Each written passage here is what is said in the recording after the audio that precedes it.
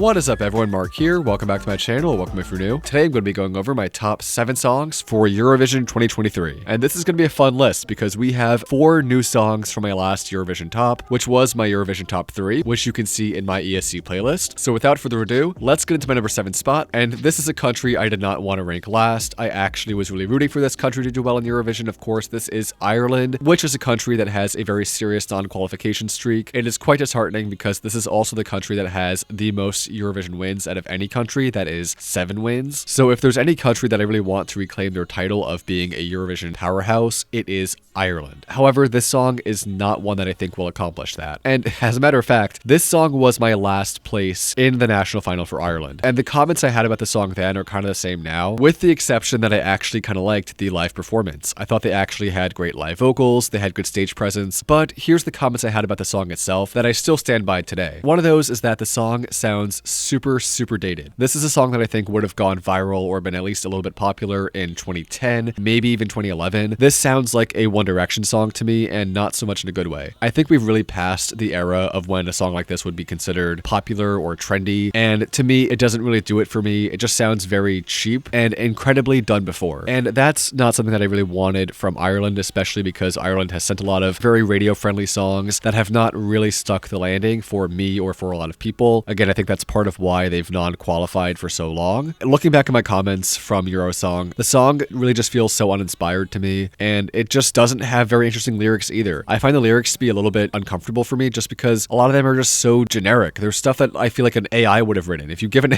tell an AI, hey, give me nice feel-good lyrics that are about your typical peace and love sort of stuff, this is what that AI would give you, and that's not something that I want in a Eurovision song. However, like I said, the performance was quite good, and I do understand why this won. It really is the live performances that can make or break these songs, and in this case, I think the live performance made it. However, I still really do not like the song, I still do not click with it, and I still think that the live performances and the studio tracks of the songs that are coming up next are much better, and that is why, for me, this song is on my number 7 spot. In my Eurosong rankings, I had this at a 4 out of 10, but because the performance was good, I'm going to lift this up a little bit to a 5 out of 10. I was going to give it a 6 out of 10, but I still just really do not click with the song. I still do not really want to see this in the grand final of Eurovision, and for me, it's just such a big disappointment because I was really rooting for Ireland. I was really hoping they would give us something special, something unique, and they just did not do that, unfortunately. And so those are pretty much all my thoughts on this song. With that, we will move on to my number 6 spot. Now, like with the last song, I am not a big fan of this song, but I think that Gustav gave a very good performance. I can totally see why this won. Gustav is very charismatic. He has great stage presence. The song is actually kind of fun. I think it really worked on stage, and Gustav really brought his all with this performance. That is why I put him well above Wild Youth. Unfortunately, I do not see Belgium qualifying with this song, but I do think that this song has a lot more staging potential and just potential in general than We Are One does. It kind of is a bop if you turn your brain off, and I was able to get into it with a few re-listens, to be honest. So I don't want to rank this too high, but I also don't want to rank this nearly as low as Wild Youth. So for me, Because of You is going to get a 7 out of 10. This is a song that, again, has a lot of potential, and I think could impress me with a revamp or just with some really creative staging in Liverpool. So with that, let's move on to my number 5 spot, which is Heart of Steel. This is Ukraine's entry for Eurovision, and even though the song is not the highest on this list, that does not mean I do not like the song. I still think it's pretty good. I just don't think it has as much going for it as the other songs on this list. Kind of like with the last two, while I don't think the song is that unique, the staging and that performance was incredible. I totally see why this won Vidbeer, even though this was not my winner for Vidbeer. I think that Torchy had one of the best performances of the night and really deserved to get a chance at Eurovision. I think this performance will translate very well to the Eurovision stage, especially because the stage in Liverpool is much larger and much more dynamic than the stage in Vidbeer, and also because I think Torchy will spend a lot of time perfecting just every little aspect of their performance. And I will say too, Tvorchi has really improved as a duo since their debut. I've watched some of their performances from years and years ago. The vocals have improved tremendously, and I think they just have become better artists. So I have no doubt that this time between now and Eurovision will allow them to perfect their craft and just bring us a top-notch show. However, as it stands, this song just doesn't have as much that stands out to me as the other songs that I put above it, and I do wish it had a lot more cultural elements to really make it feel more unique to Ukraine. For me, just because these rankings are really in comparison to each other, I'm going to give this song an 8 out of 10. I feel like the other songs for me are just a little bit stronger. And so with that, let's move on to my number 4 spot, which is Albania and Familia Kalmendi with the song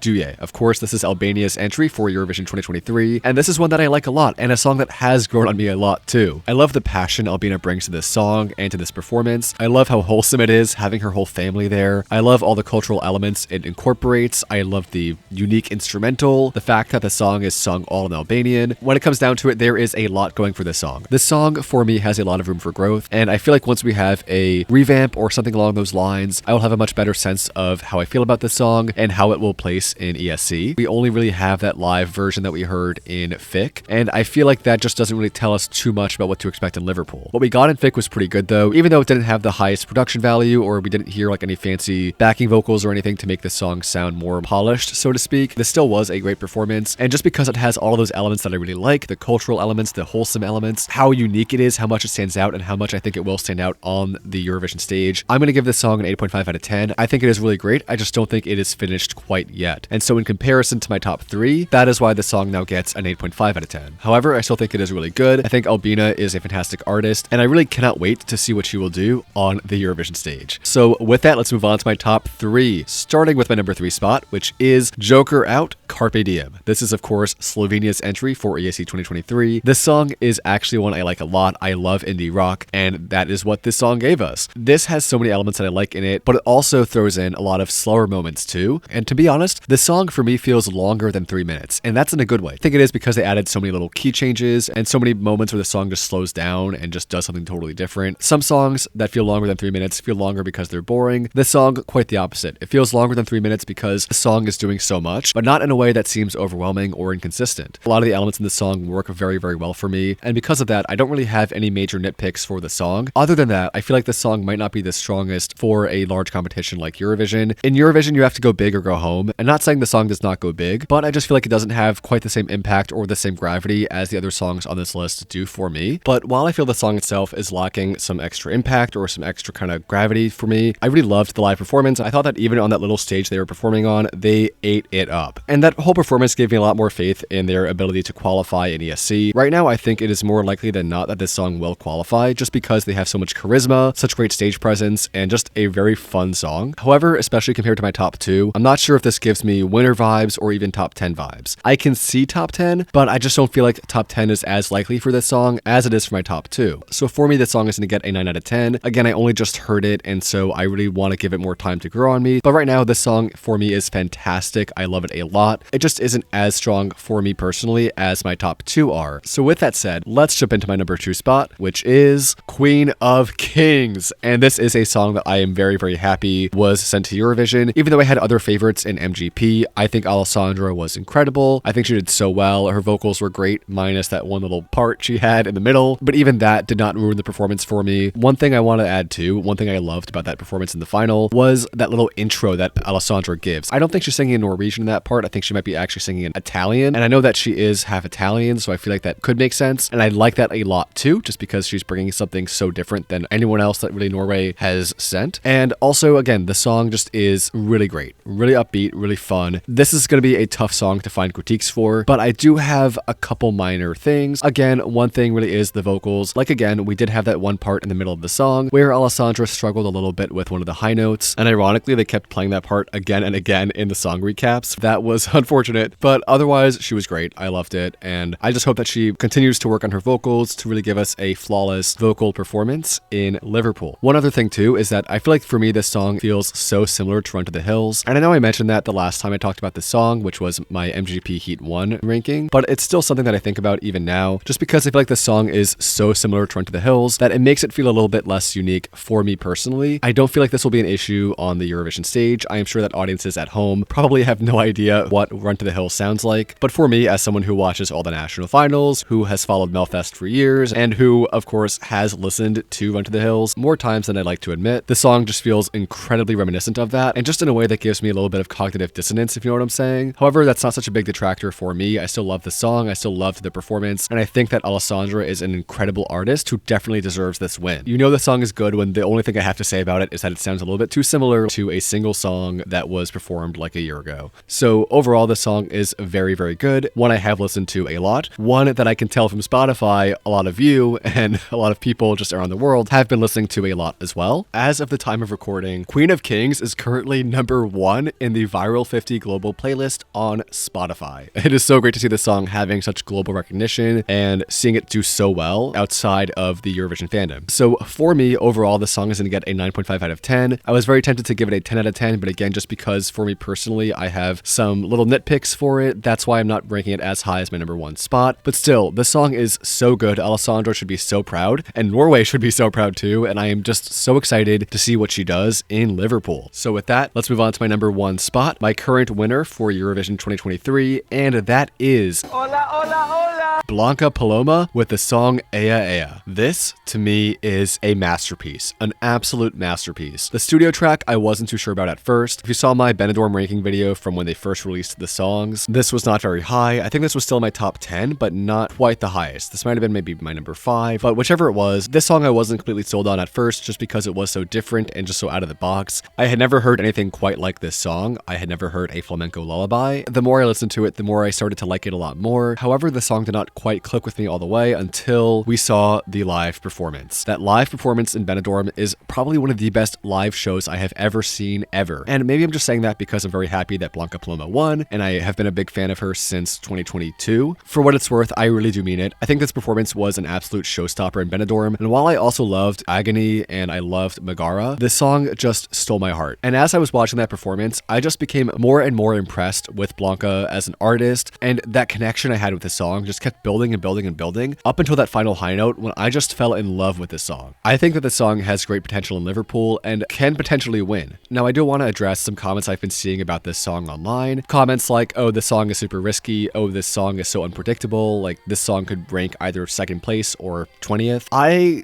don't disagree with all of those comments. I think that's totally valid. I think this song definitely is a risky pick for Spain, especially after sending Chanel last year, who was an artist that has total mass appeal. She had a wonderful song that I still listen to this day. Blanca Paloma with Ea Ea, on the other hand, this is a song that I wasn't too keen on at first, to be honest, and I think a lot of people weren't either. And this is a performance that I was really impressed by, but other people might not be, and other people might even be confused about what the whole song is even about. Whereas Chanel, instantly you knew what the song was about, you knew what Chanel was all about, you knew what you were getting. This song is totally different, and I do think it is a valid concern that it will not click with international audiences. However, I think that the Eurovision fandom, and especially viewers at home, are looking for something different, and this song is that something different. Think about Constructa last year. Constructa was an artist who brought us a song that I had never heard anything like before, a song that really just confused me on first listen, something I'd put almost my last place when I was ranking it for the first time. But then, over time, as I became more familiar with the artist, more familiar with the song, I fell in love with it, and I found it to be an absolute masterpiece. And I think that the same thing could happen here with Blanca Paloma. Keep in mind, Constructa, despite being a little bit out there, a little bit different, she got 5th place. If Constructa could get 5th place and beat Sam Ryder in the televote, then I feel like this song has a very good chance at doing very well in Eurovision, I think, and I definitely hope that audiences will click with this song, will warm up to this song at least over time, just like they did with Constructa, and become Spain's first win in 50 years. Now, maybe that's wishful thinking, but even a top 3 or top 2 finish I feel like would be great for this song. That would make me happy at least, and as it stands, this is my current winner for Eurovision 2023. I have a feeling this will remain my winner for a long time. I think a song really just has to blow me away completely in order to replace this song as my #1. This is just a song that I have such a strong connection with, something that I think is so unique and so perfect for Eurovision, and a song that I will give a 10 out of 10.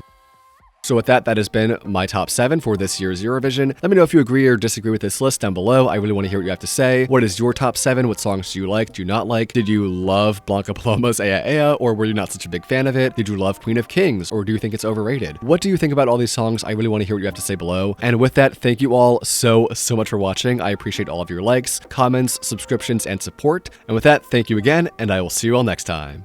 Peace.